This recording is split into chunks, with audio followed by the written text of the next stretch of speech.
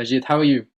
Um, Quite good actually. How are you? Yeah, very well, thank you. Thank you so much for joining us this evening. I know it's a really busy time at the moment, but we want to find out a little bit about yourself. So, can you start off by telling us what year you're in currently and how you're finding the course?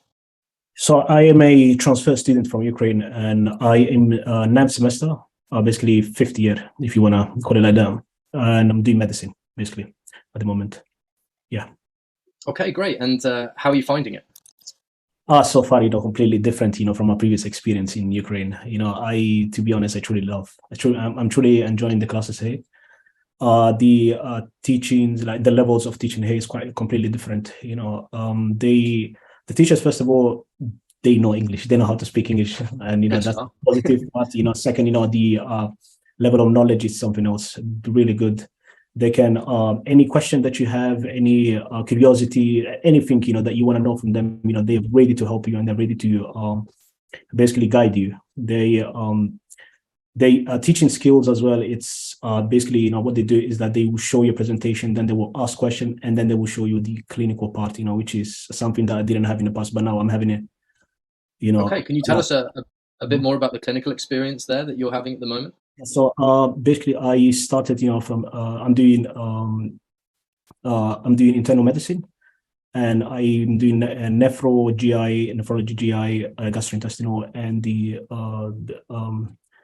arthritis, pretty much, if you want to call it like that. And so in nephro, we after each class, basically we used to go to the hospital, and we were next to the doctor, and as he was talking to the patient, they were communicating in Georgian. He was translating it to us, and if we had any questions, he was like answering. And also, we he allowed us, to check examination. For example, if you have edema or something like that, your leg, you can press it, just to see, if you have problem with the kidney or something like that, And with the GI, we were doing the theoretical part in the hospital, and after every time I went there after the theoretical part, we were going to the hospital right after, and they showed us, like basically different things like CT scan,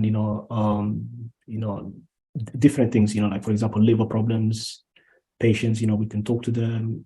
Yeah, well, so much. And now today, yeah, today I went to see again another patient, thanks to this amazing doctor. She showed us, this patient, and she was actually asking the patients questions, and again, like the previous one, from the nephrology part, or kidney.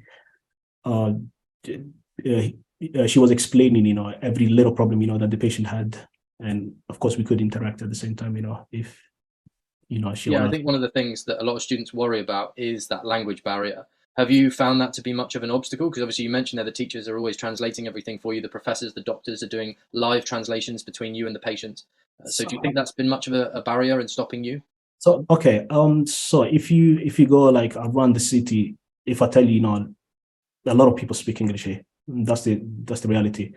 And for example, if you want to buy something, if you go to basically I have a Carrefour, not far from here.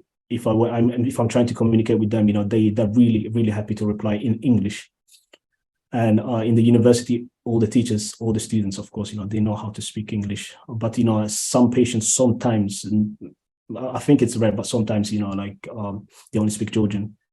But they are the teachers or the doctors, are really they're ready, they're there to help you. Basically, they try to make your life easy, and they are making it easy. To be honest, yeah.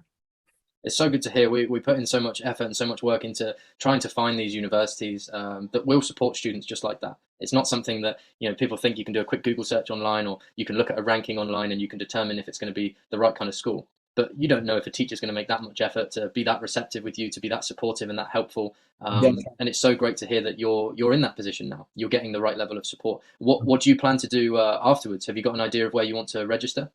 Oh yes. The main reason I came to TMA is because first of all GMC accepts it, number one, and so I want to take I guess UKMLA, it's gonna be after 2 years, flab it's gonna be done, but I'm trying to go to the UK. I want to go back there and yeah, take my exam and then start.